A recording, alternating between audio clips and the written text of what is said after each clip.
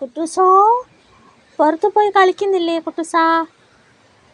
കുട്ടൂസാ, കുട്ടൂസനെ പുറത്ത് പോയി കളിക്കാൻ വയ്യ, കാരണം നല്ല മഴ. ഇപ്പം കുറച്ച് തോർന്നിട്ടുണ്ട്.